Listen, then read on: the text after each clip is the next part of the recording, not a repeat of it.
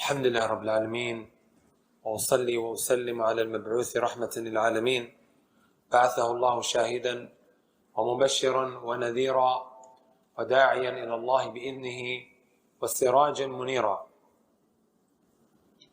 My dear respected brothers and sisters, Assalamu alaikum wa rahmatullahi wa barakatuh. First and foremost, I just want to take a moment out to thank our brother Sheikh Abdul Kareem, who really put in a lot of effort in organizing this program, and likewise the administration of the masjid. Brothers and sisters, inshallah ta'ala, in today's lecture, I want to cover some of the ahadith, some of the narrations that have that which I fear the most for you. Some of the narrations that have the wording that which I fear the most for you. Messenger sallallahu alayhi wa sallam, he wouldn't say this abathan wali. He's speaking to his companions and he's saying to them that which I fear the most for you. That's not a light matter.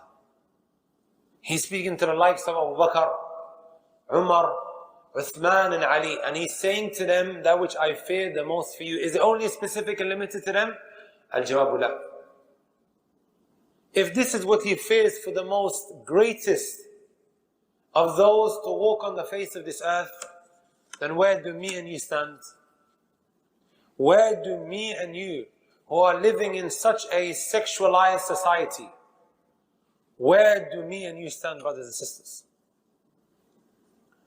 And what we need to realize, my brothers and my sisters, that which is going to save every single one of us from the trials and the tribulations, the challenges ahead, is none other than ilm. I just gave a lecture now, I think it's New Park, right? Newbury Park. We were speaking about the effects of sins. Many people think the sins that one commits in today's day and age, he will only have to answer to Allah Azza wa Jalla Yawm al-Qiyamah. And that there are no other consequences of his sins while he is living on the face of this earth. There are some serious consequences, brothers and sisters, that one will have to deal with. And that which is going to help us maneuver and navigate around the sexual temptations that many of us here are maybe finding a challenge with is al-ilm al-nafi', to seek knowledge. Many people think, I only have to learn if I want to become a sheikh. If I want to become a serious student of knowledge or a scholar, only then I study.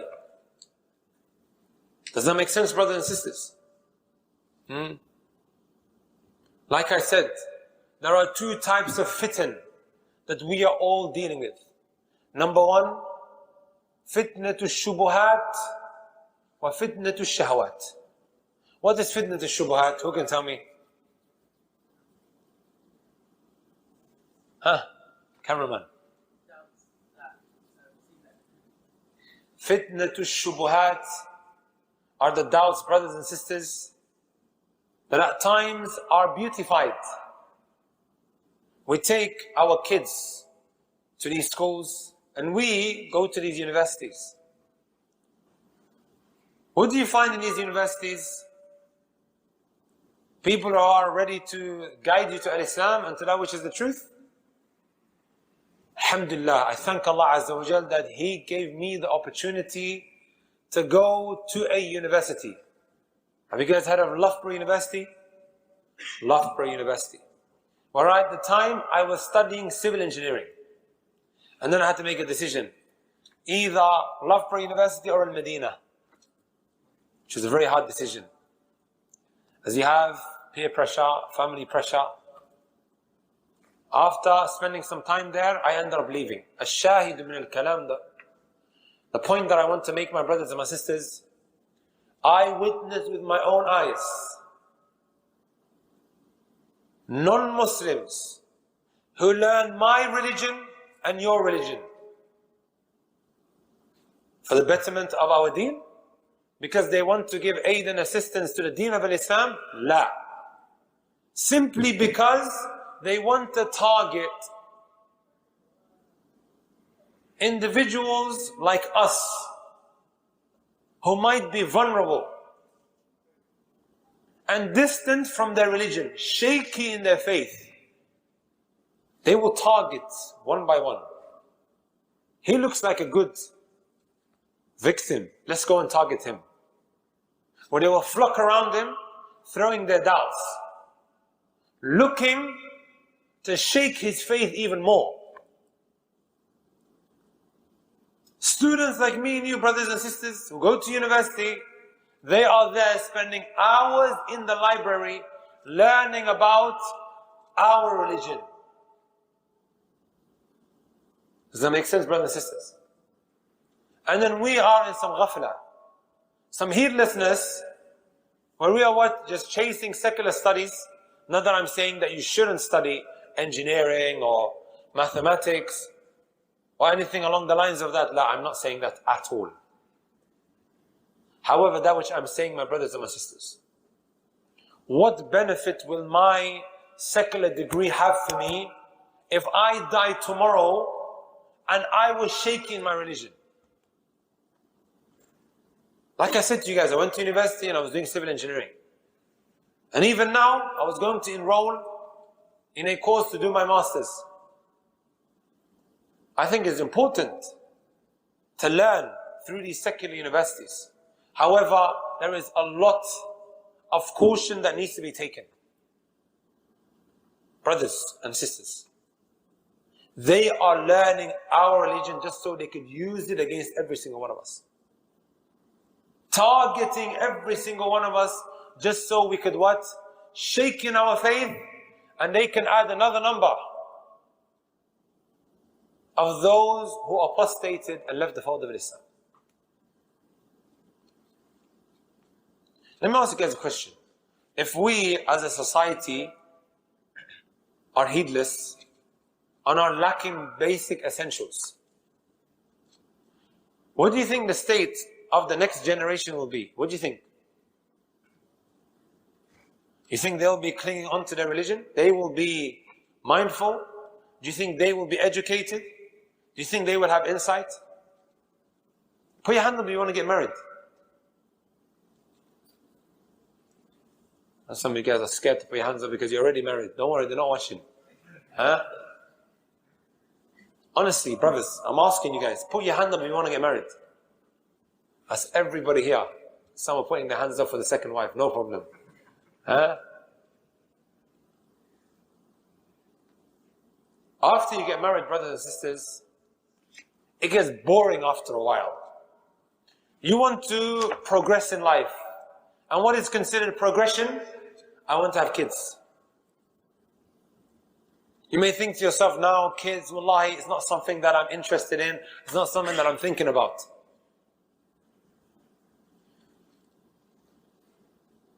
In the Arabic language, the human being, brothers and sisters, how do you say human being in the Arabic language? Does anybody know? Al-insan. Why do you think he's called insan? طيب, that's one thing. Haya, any other meaning as to why insan is called insan? The human being is called insan?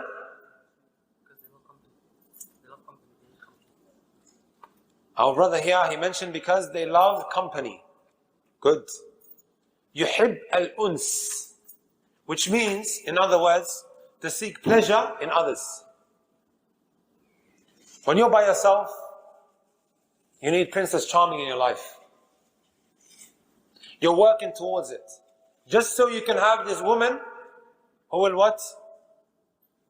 Grant you that company that you're looking so much for. طيب, after you marry her, is that it? La. You get bored, brothers, sisters. Honestly. You want the next thing, which is? What is it? You want children. Do you think it stops there? After having children. Even the mother. No, I didn't say second wife, sisters. But some brothers who shouted that out. La, I didn't say that. You will have one child, another child, even these feminists, they say we're not breeding machines of children. Anyway, that's a whole different discussion. I'll be speaking about the feminists on Monday in Manchester. You have one child, second child, third child. It gets a little bit boring after some time. They want the next thing. You know what the next thing is? Grandchildren.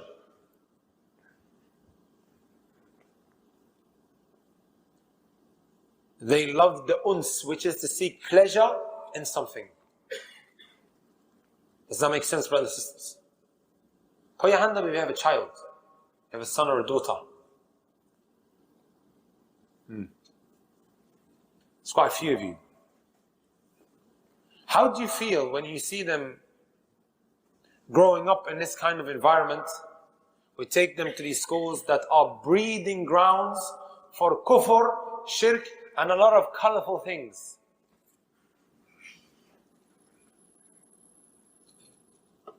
It's a breeding ground, brothers and sisters, for a lot of colorful things. It is being what? Rubbed on our faces. Even today when you want to cross the road, normally the zebra crossing is black and white, all of a sudden now it's colorful, fancy colors. Our children, who we take to these schools, that are breeding grounds for kufr, shirk, and now all sorts of other filth and evil. This is the kind of environment that they are growing up in. They come home and they begin to ask questions. And you, Mr. Muhammad, Mr. Abdullah, when asked these questions by your 6-year-old or your 7-year-old, you have no answer for it. What is your reaction going to be?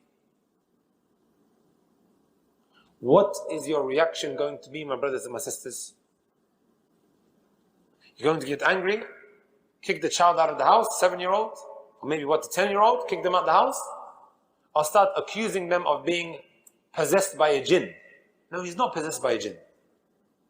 That's the easy way out of the situation. Jinn yu khawa, right? The guy is possessed by a jinn. No, he's not. He just doesn't have the tools to equip himself when dealing with these doubts that are coming his way. Agreed, my brothers and my sisters? Well, Allah.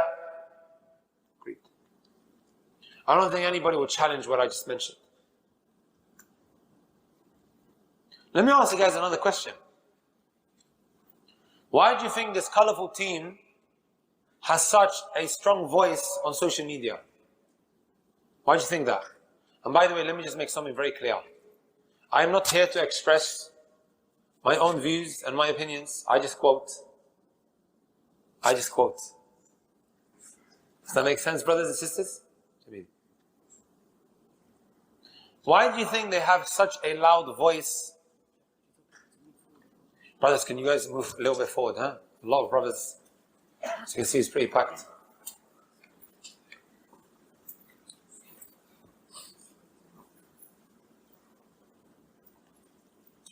Even though they are like a raindrop in comparison to the majority of the Muslims. They're like a raindrop.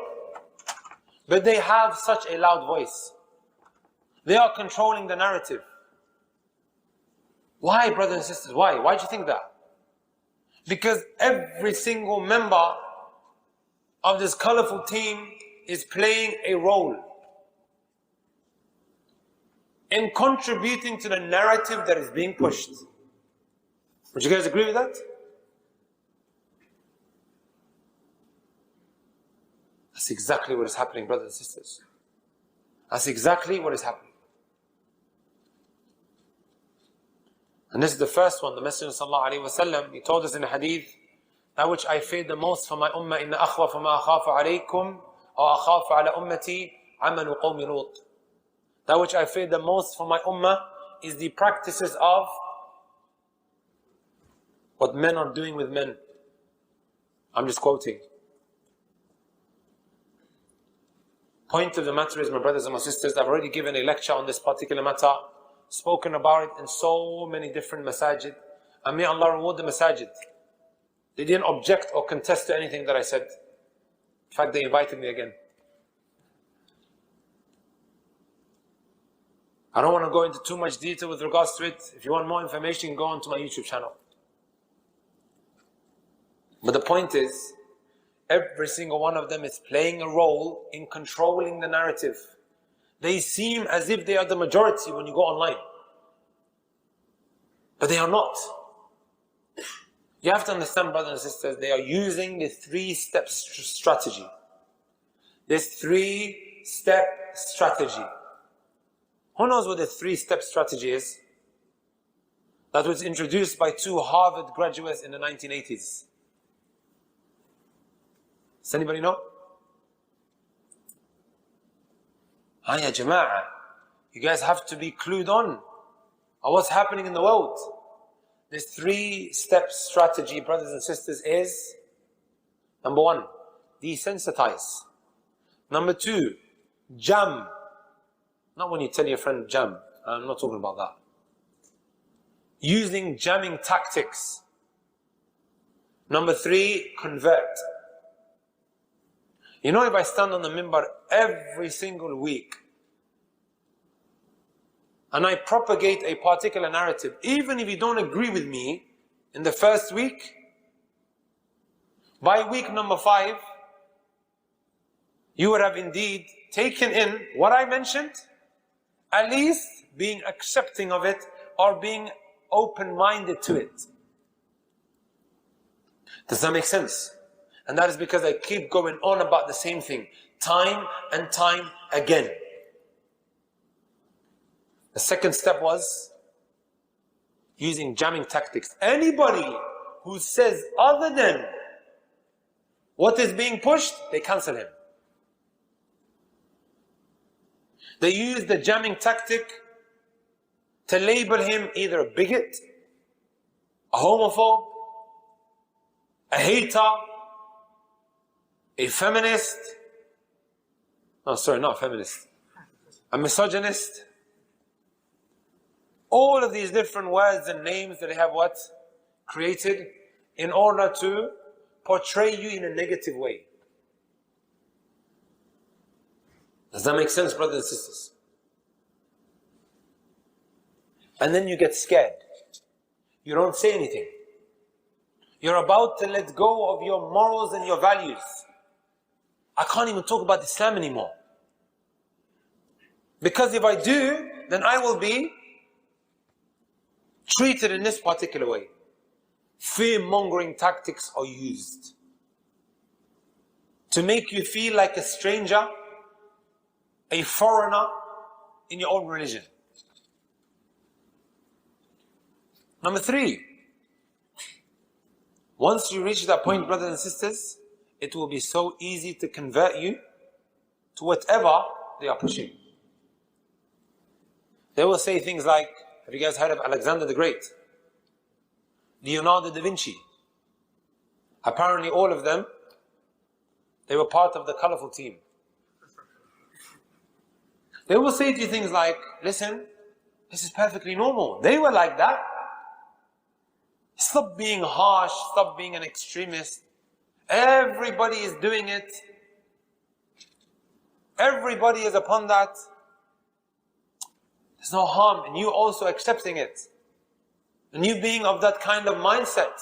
Can you see how they shape the way you think? This is why, brothers and sisters, every single one of us has a responsibility. Otherwise, wallahi, think about your kids. Think about your grandkids.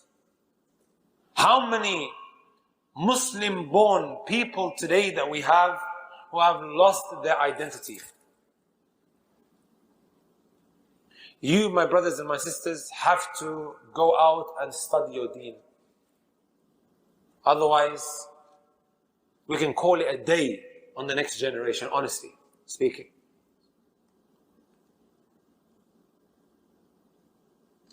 Does that make sense?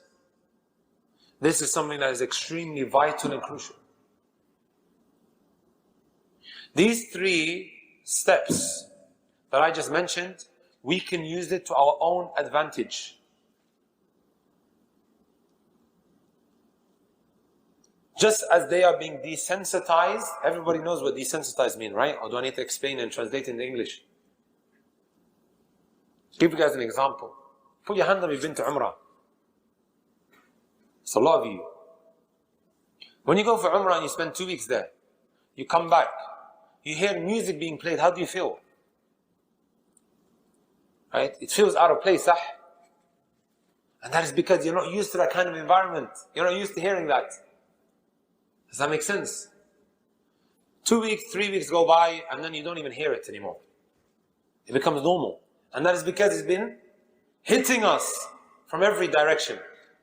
Agreed? Excellent. Our kids, or us ourselves, forget about our kids for the moment. Many of you guys don't even have kids. We keep hearing the same thing time and time again in universities, in the institutes, in the schools. We go online, we hear the exact same thing. We just keep on scrolling like zombies. And we're becoming desensitized to a lot of filth. Is it rocket science to really understand, brothers and sisters, as to why all of a sudden your behavior changes? And you don't hang around with the wrong crowd. The scholars of the past, they would say, don't look at somebody who's lazy. Imagine now. They would say, don't look at somebody who's lazy. Why? Why do you think that? Who can tell me? Why shouldn't you look at somebody who's lazy?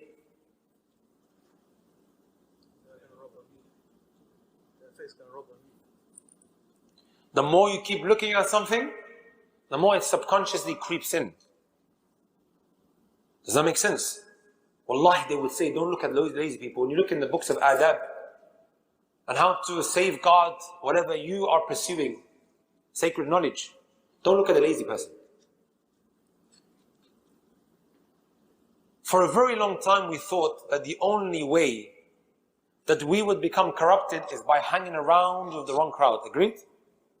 Abba, your mom and dad, they would say to you, listen, don't hang around with so and so, and then they'll quote you the hadith of إِنَّمَا مَثَلُ جَلِيسُ الصَّالِحِ وَجَلِيسُ السُّوءِ.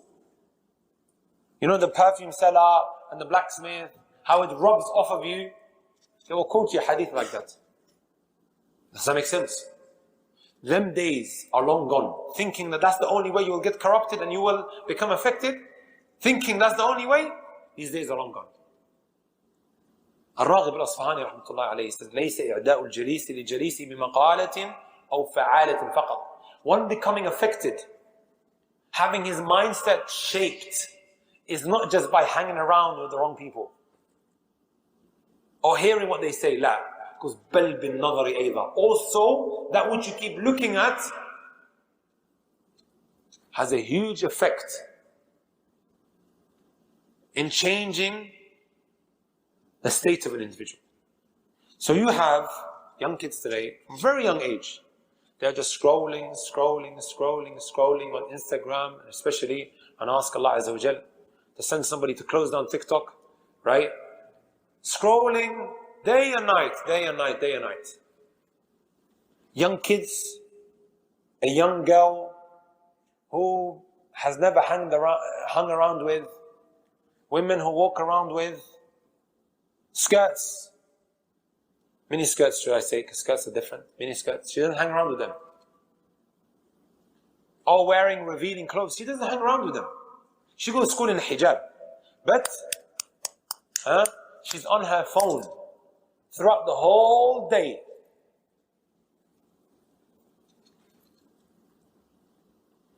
And then the parent is thinking, Alhamdulillah, my daughter is at home.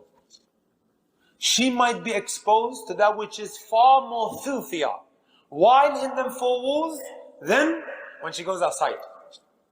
How many bad people can you walk into when you go outside, brothers and sisters? How many? 6, 7, 8, 9, say 10. Hey, what about online? For those who didn't know, www stands for the World Wide Web. معلومة جديدة. New info. The World Wide Web, the whole world has become like a small little village. And the whole world is now what? A fingertip away. Right? becoming so desensitized to that which they keep on looking at. And then this young child turns around to her father and says, Dad, I want to dress like this, or I don't want to wear the hijab. And the dad's thinking, what's going on here? What's going on here? She doesn't hang around with the wrong crowd because of what she kept on looking at. Likewise, you see brothers today all of a sudden behaving like rappers, with the way he walks, the way he cuts his hair, and then you say to him, Akhi, he goes, what's wrong with that? By the way, I'm not targeting anybody here, right? Just giving you guys an example. And that is because he kept on looking at something. Constantly, he gazed at it, and then it just became normalized to him. Does that make sense, brothers and sisters? A lot of the filth and the evil that we keep seeing on the World Wide Web, it is affecting us. And it's becoming normalized and accepted morally in today's society. And I put it down to two main reasons. Number one, as the Messenger ﷺ said, من أشراط الساعة أن يقل العلم ويظهر الجهل ويظهر الزنا. From the signs of the hour is that ignorance becomes so widespread. Ilm becomes scarce. Knowledge, finding knowledge will become so scarce.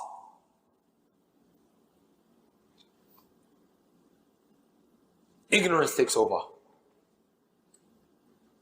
And the zina becomes so prevalent as well. So due to lack of knowledge, we are becoming what? So desensitized to filth and evil. And number two, also I put it down to, there not being enough people who are speaking out. Would you guys agree if we played the same role as the colorful team, where every one of them keeps coming out? I'm not telling you to do it, but you click on some of these hashtags on Twitter, like you think, Akhi, these guys are like a nation. But how much is being posted? It's always trending, always. If we, every time, propagated that which is right, that which is the truth, you think many Muslims will fall victim to this today? Or at least start sympathizing or empathizing towards this minority group? Do you think that? You think that would have happened? I got told in America, and simply because, and I put this down to leading Islamic figures not taking the correct stance that Allah Azza wa Jalla will be pleased with. You ask them, do you agree with this kind of stuff? You say, I agree with it politically. This is live on Al Jazeera. But I disagree with it morally. So you got young men watching this. Allah, you know what? Some brother said to me, you will walk through the university campus. You will struggle to find a hijabi that doesn't have rainbow colors on her chest. You will struggle. Wallah, he said you will struggle. They've been made to feel that we need to hold hands. We need to have coalitions. And when I had this, wallahi, I started going to just about every masjid and making mention about this particular topic. Out of fear that this will happen to us here in the UK, and alhamdulillah in the UK, we are a lot more conservative. There's a lot more of us. Look at how many brothers have attended. They are a lot more conservative and clinging to their religion. However, that can easily change. And that is, if everyone decides, you know what, I don't want to study what I was created for. And likewise, the second point is what? If one decides to take a decision that I'm not going to say anything. So what does it all go back to? Talab al-ilm. Seeking knowledge, my beloved brothers and sisters. Seeking knowledge. It's not just for you to become a sheikh when it comes to seeking knowledge. There's so much more to that. That will protect you from a lot of evil and a lot of filth. The next narration that I wanted to mention that has the wording which I feared the most for you is And the Prophet ﷺ said, إِنَّ أَخْوَفَ مَا خَافُ عَلَيْكُمْ أَيُّهَا النَّاسُ ما سمعت من رسول الله صلى الله عليه وسلم يقول من الشهوة الخفية والشرك. That which I fear the most for you is the hidden type of lust or temptation. And also shirk was mentioned. So the companion, he said, فَأَمَّا الشَّهْوَةُ الْخَفِيَّةُ فَقَدْ عَرَفْنَاهَا. As for this hidden type of lust, we have come to know about it. هِيَ شَهَوَاتُ الدُّنْيَا مِنْ نِسَائِهَا. They are the temptations of this dunya of the women. Right? Brothers and sisters. Thinking, shall I go into the whole feminist stuff? Huh?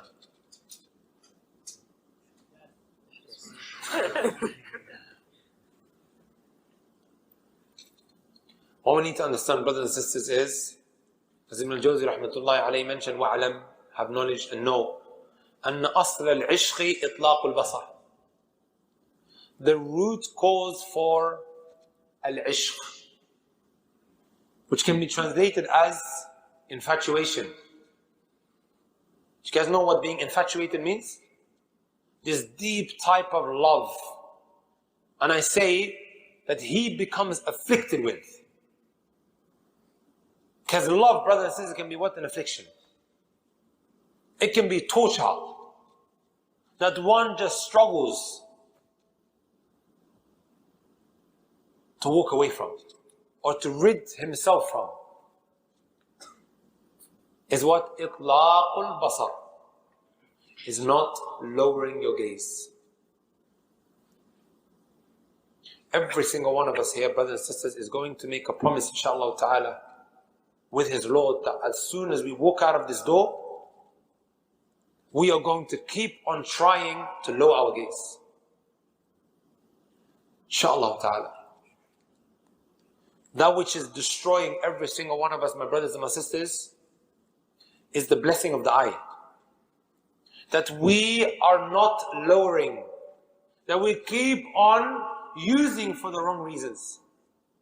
And then he says, وَكَمَا يُخَافُ عَلَى الرَّجُلِ مِنْ ذَلِكَ. Just as it's feared for a man, يُخَافُ عَلَى الْمَرْأَةِ, it is also feared for a woman. And then look what he says. This part is so saddening. He says, وَقَدْ ذَهَبَ دين خلق كثير من المتعبدين بإطلاق البصر. He says, many people of religiosity, they lost their religion. You know because of what? Because of them not lowering their gaze. See, the guy walks into the masjid, mashallah, big beard, thobe, everything. He lost his faith because he did not lower his gaze.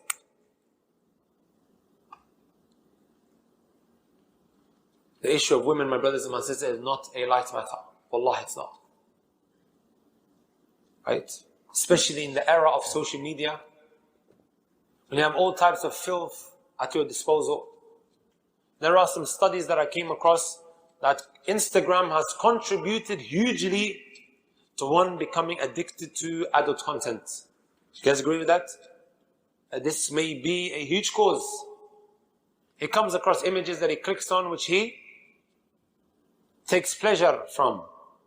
However, as time goes on, this is no longer enough to fulfill his desire. So he needs more. So then it turns to what? Adult content. Wallahi, brothers, it's so heartbreaking to keep receiving messages from brothers who have become addicted to this. And they're crying. Wallah, you could actually imagine them crying with how he is writing this, saying that I'm going to run myself into destruction. Please help. Crying out for help. How did it all start? Due to an innocent look. Due to an innocent look. In the month of Ramadan, brothers and sisters, and I said this yesterday as well in Edmonton Islamic Center. May Allah reward that masjid. They were very kind to me. In the month of Ramadan, I had brothers and sisters messaging me saying, I committed zina. Brothers, it is a major sin for one to have sexual intercourse with his wife while fasting. It's a major sin. It's not a light matter. I'm receiving messages of brothers and sisters who committed zina in the month of Ramadan. I would also ask, did you know one another before the month of Ramadan? You know the answer is? No, we didn't know each other. And it's only maybe 5-6 days into the month of Ramadan. How did they get to know one another? How do you think? Instagram, also known as Fitnagram.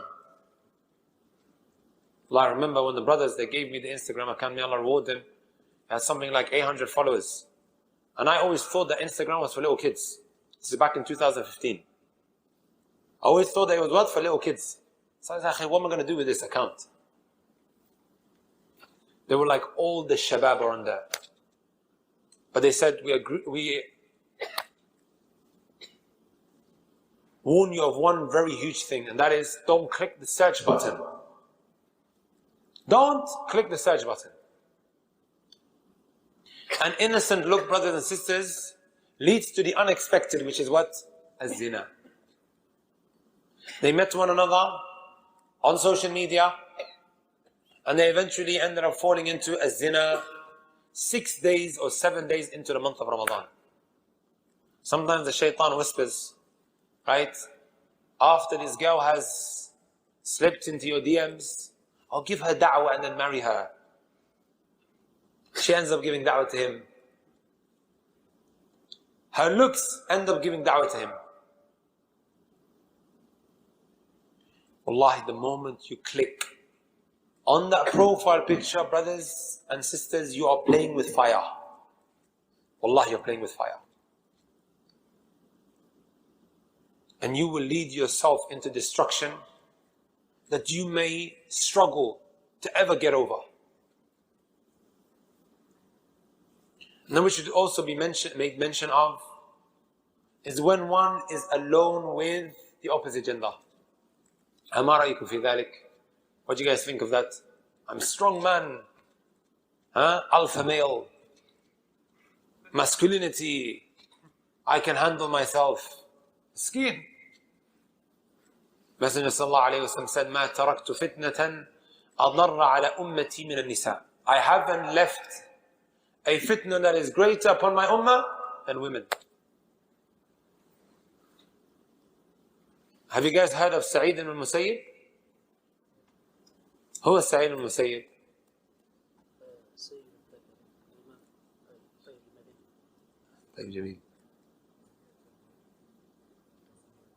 Now, it was from the greatest, not just that, from the tabi'een, from the greatest of the tabi'een. Right, from the greatest of the tabi'een, those who met the companions.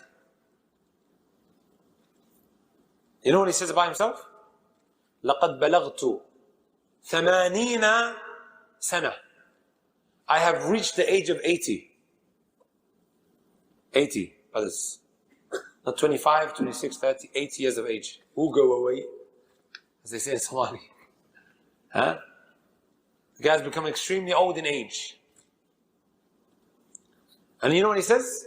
وَأَنَا أَخْوَفُ مَا أَخَافُ عَلَيَّ النِّسَاءِ. That which I fear the most for myself is none other than women.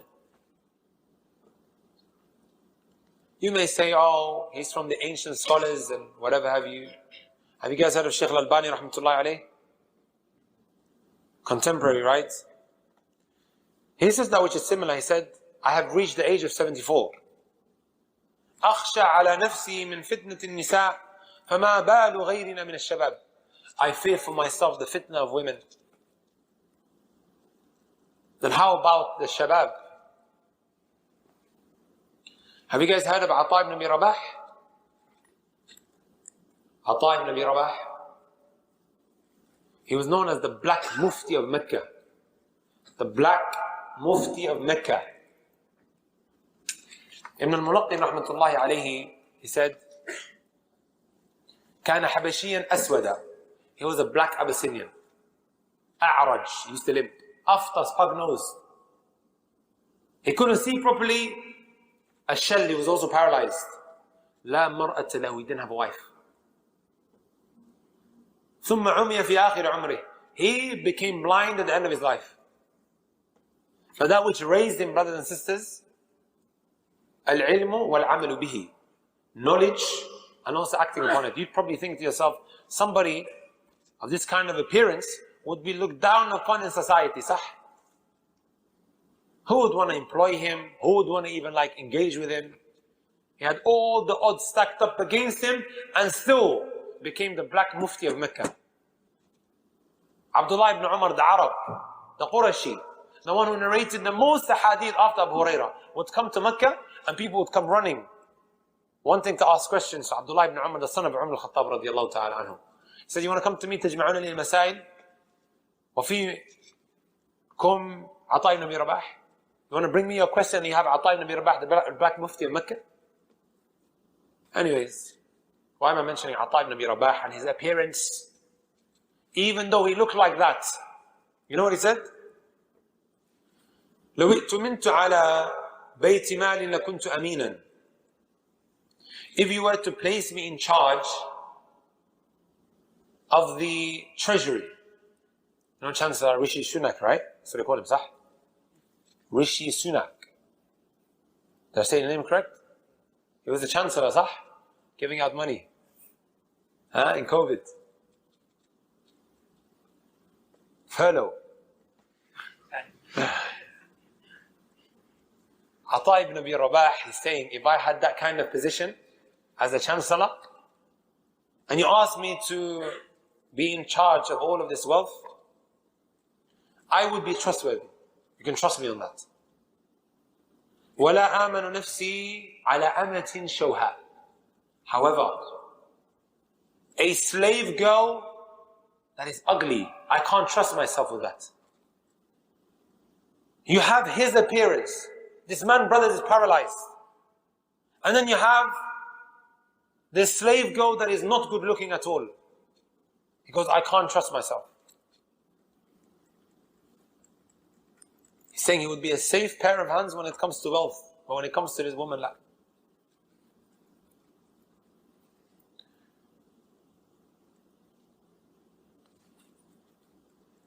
You know, brothers and sisters, we can quote all of this.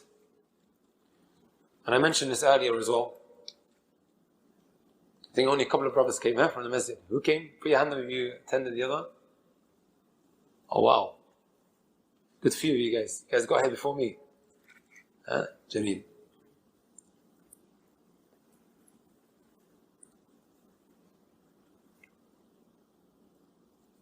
It's a point that I wanted to make.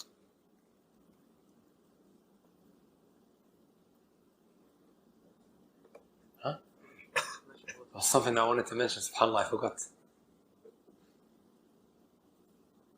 Naam. We can quote all of these narrations. We can quote a hadith of the Prophet ﷺ. We can quote the Quran when it comes to how you should interact with the opposite gender, but they will look at you as someone who's backwards, out of touch with reality. Listen, bro, 2022, we have to be relaxed. Making it look like as if these texts are out of touch with reality. Agreed?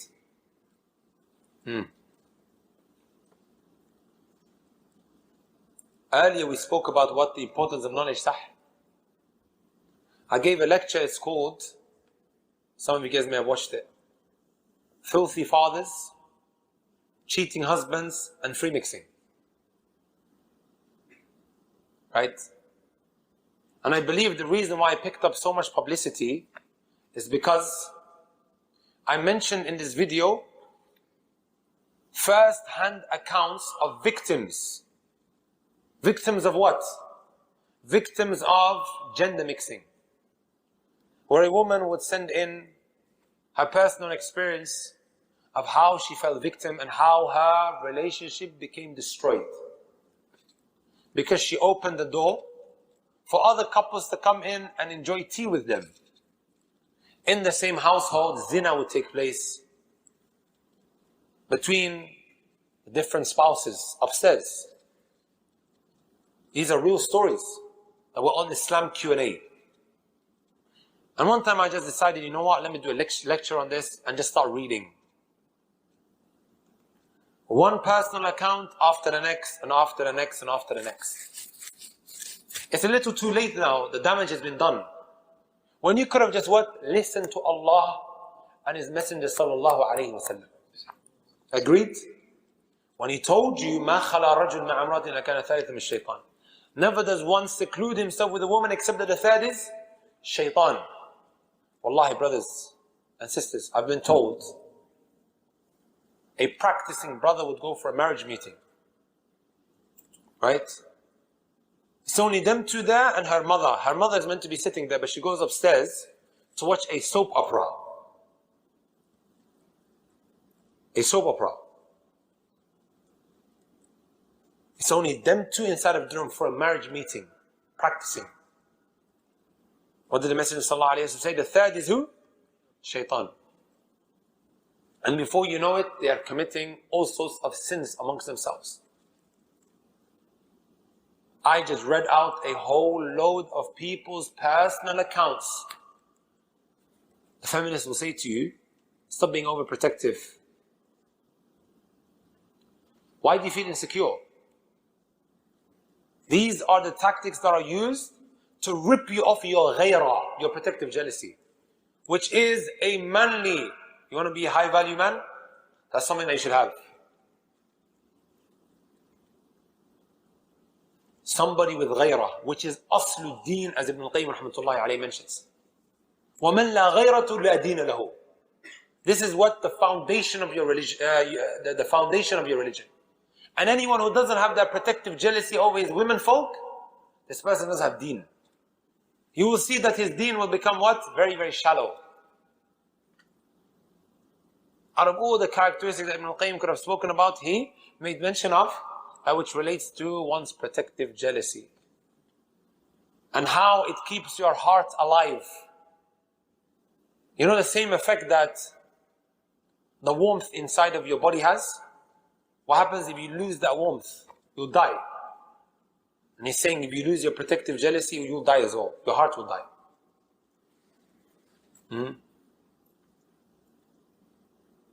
How long do I have? طيب.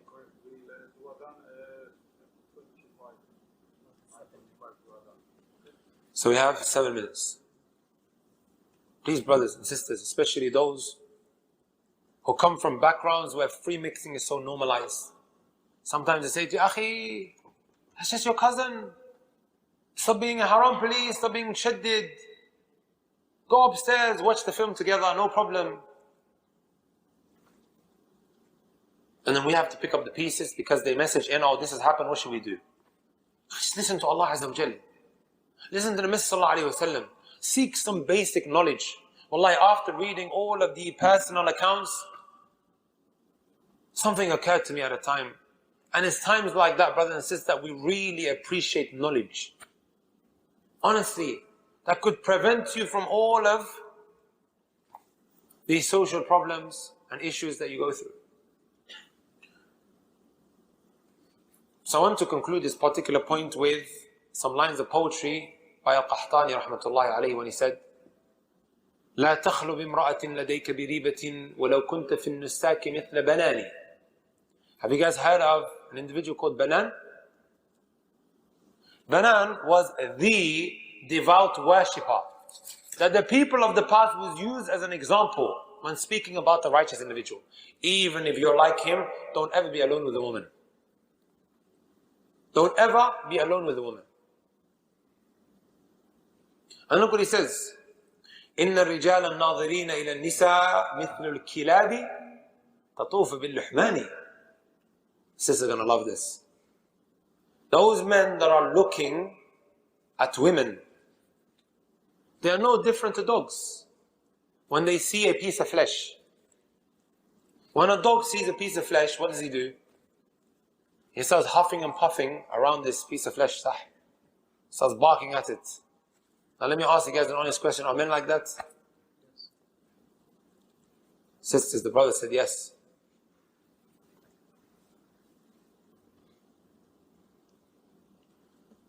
These feminists, they have an issue with the patriarchy system. Wali, why do I need to ask my wali if I want to get married? The Sharia puts down steps to protect you, because there are these men who are ready to take advantage. But then you have a high value man, a wali in the equation, who inshallah ta'ala is going to put down that which is going to inshallah ta'ala protect you from a lot of headache. Even if you just look at the psychological way of thinking by a man, a woman who's by herself, who doesn't have a male protector, how do you think he's thinking? I could just easily chew her and then spit her out. The shara', the legislation is very wise, brothers and sisters. As opposed to when there are men around her that are there looking out for her, protecting her. He'll think twice, right? He'll think twice in how he deals with that woman.